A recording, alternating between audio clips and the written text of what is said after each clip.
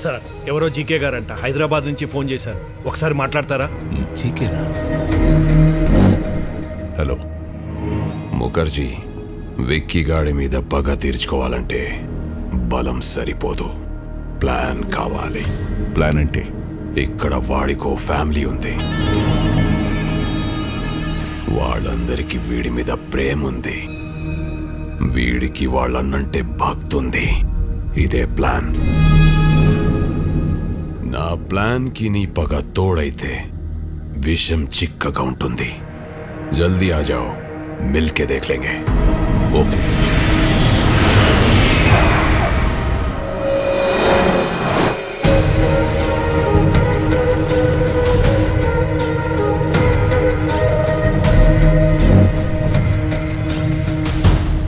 Welcome to Hyderabad Mukherjee. दुश्मन का दुश्मन हमारा खास दोस्त। प्लान ఏంటి? एक्सक्यूज मी, బయల్రాజు చెప్పు. సార్, ఈరోజు విక్కీకి అమిత్ గడ్ దొరికిపోయాడు సార్. నా గురించి వాడు అన్నీ చెప్పేశాడు సార్. ఆ విక్కీ గడ్ ఎలాగైనా నన్ను పట్టుకుంటాడు సార్. కంగారు పడకు, నువ్వు అర్జెంట్గా బయలుదేరి మన సాస్ ఐ టవర్కి వచ్చేయి.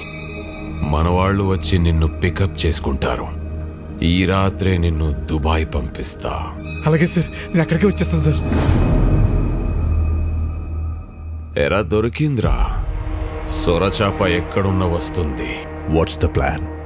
రేయ్ రెడ్డి సార్, ఆ విక్కీ గాడికి ఫోన్ చేసి బయల్రాజు ఉన్న లొకేషన్ చెప్పు.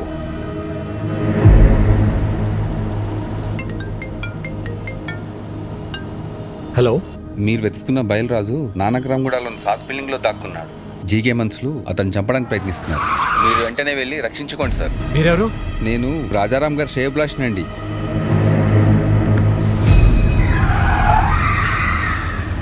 రాజారాం శ్రేయభిలాషి అంటే మరి అతనికి కూడా ఫోన్ చేయాలిగా మామ. అర్థమైంది అల్లుడు.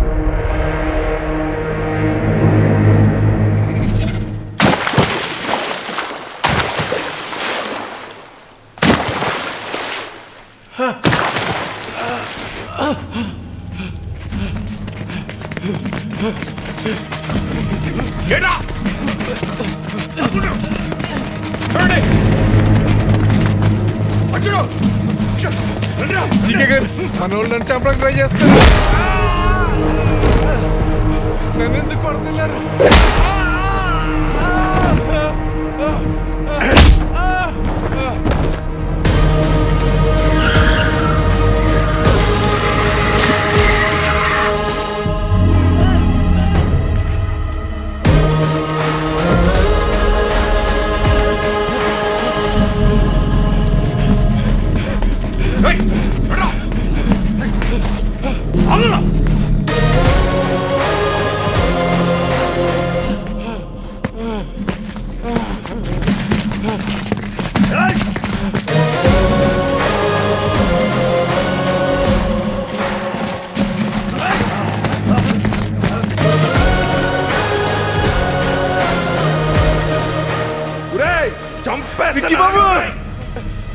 విక్కీ బాబు, నన్ను క్షమించండి విక్కీ బాబు.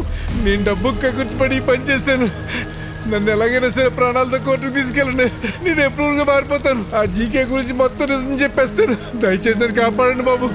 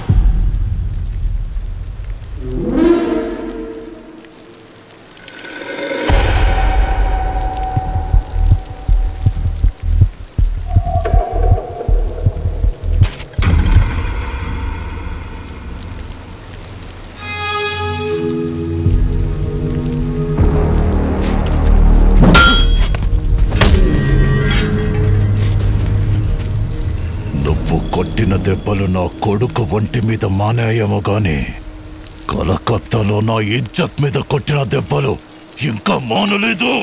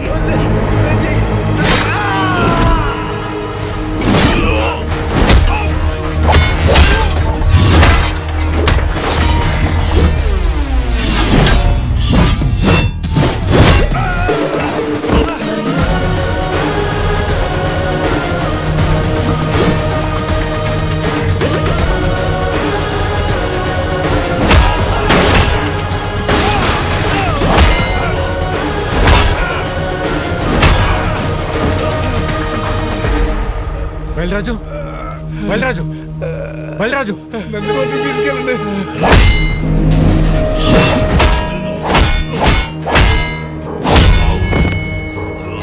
విక్కీ బాయ్ చూడదా మీరా పాపకు లైఫ్ లో మళ్ళీ నీకు కనిపించవు ప్లీజ్. విక్కీ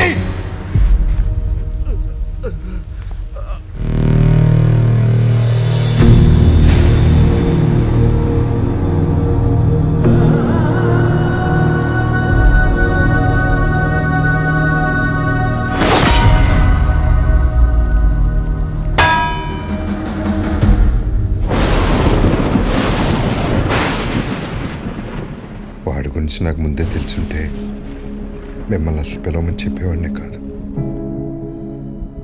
నిజం తెలిసాక కూడా భైరవిని వాడికి ఇచ్చి పెళ్లి చేయటం మోసం అవుతుంది. అది నాకు కరెక్ట్ అనిపించట్లేదు. నా వల్ల తప్పు జరిగింది, క్షమించండి.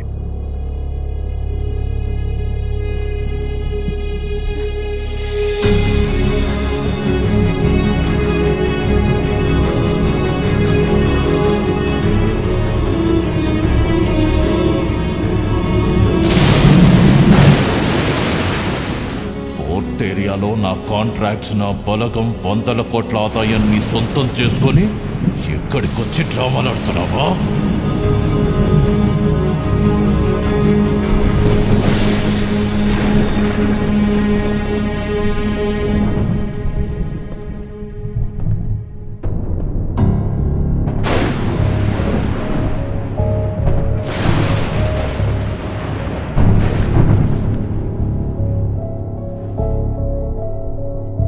విక్కీ, ఏంట్రా ఇదంతా? నీ గురించి మీ అన్నయ్య ఏదేదో చెప్తున్నారు. పెళ్లి జరగదని భైరవి వాళ్ళని కూడా పంపించేశారు. వాళ్ళు మనల్ని నమ్మొచ్చారు భవనా, వాణ్ణి కాదు.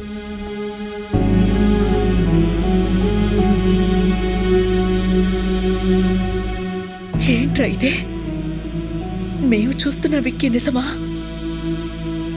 ఆయన చెప్తున్న విక్కీ నిజమా? రెండు నిజమే వదిన,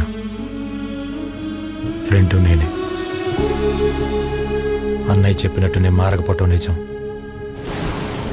భైరవిని ప్రేమించడం నిజం, అలాగే మీరందరూ కావాలనుకోవటం, హ్యాపీగా ఉండాలనుకోవటం కూడా నిజం.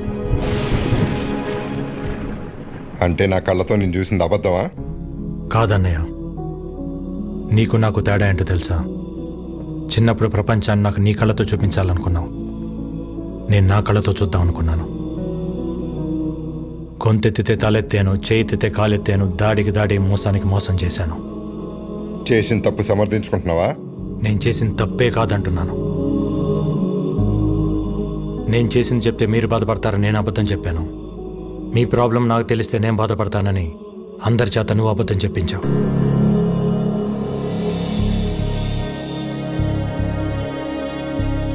నిజాలు ఇద్దరం దాచామన్నయ్య. రే, ప్రాణం పోసే అబద్ధానికి నిజం కన్నా ఎక్కువ విలువ ఉంటుంది. ప్రాణం తీసే నిజానికి అబద్ధం కన్నా ఎక్కువ ప్రమాదం ఉంటుంది. నిజం చెప్పుంటే నన్ను ఇంట్లో ఉండనిచ్చేవాడేవా అన్నయ్య? నువ్వు మంచితనం, నిజాయితీ, కల్మషం లేని మనసు దగ్గర ఆగిపోయావు అన్నయ్య. ప్రపంచం మారిపోయింది. ఒకప్పుడు తల దించినోడికి మర్యాద, ఇప్పుడు చెయ్యి ఎత్తినోడికే మర్యాద. ఒకప్పుడు తప్పుని ప్రూవ్ చేయటానికి సాక్ష్యాలు కావాలి, ఇప్పుడు నిజాన్ని నిజమని ప్రూవ్ చేయటానికి సాక్ష్యాలు కావాలి. మారాలన్నయ్య. ప్రపంచంతో పాటు మనం మారాలి. మారకపోతే చంపేస్తావా? ఈ ఇంటికి కొన్ని ఆదర్శాలున్నాయి, ఈ కుటుంబానికి కొన్ని విలువలున్నాయి. అవి లేని వాడికి ఇంట్లో ఉండే అర్హత లేదు. పొరబెట్టికి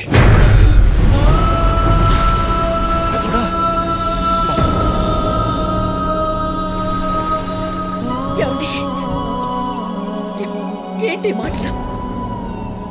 తినే తిండిలోనే తప్పుంటే తట్టుకోలేక పోరాటం చేస్తున్నాను. అలాంటిది ఒక తప్పుడు మనిషిని ఇంట్లో పెట్టుకోమంటావా? పొమ్మనన్నాను బయటికి.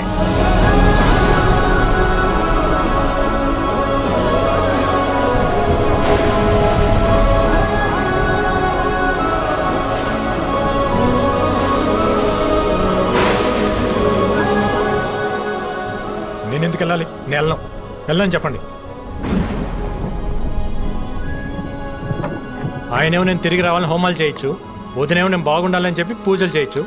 కానీ ఇంటికి కష్టం వచ్చినప్పుడు నేను నిలబడటం తప్ప నాకు ఆ మాత్రం బాధ్యత, హక్కు ఉండదా? ఉంటుంది. ఎప్పుడు? నువ్వు నిజాయితీగా ఉన్నప్పుడు, ఎవరిని మోసం చేయనప్పుడు.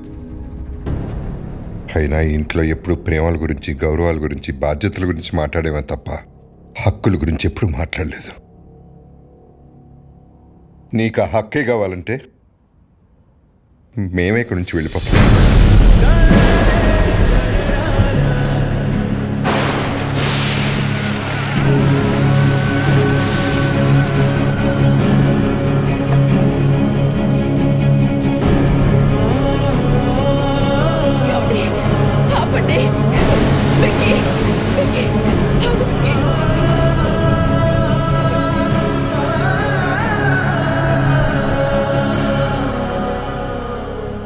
రోజులు నేను ఇంట్లో ఉంటే అన్నయ్య సంతోషంగా ఉంటాడనుకున్నా, కానీ ఇంట్లో నుంచి వెళ్తేనే అన్నయ్య సంతోషంగా ఉంటాడంటే ఒక్క సెకండ్ కూడా ఉంటాను వదిన.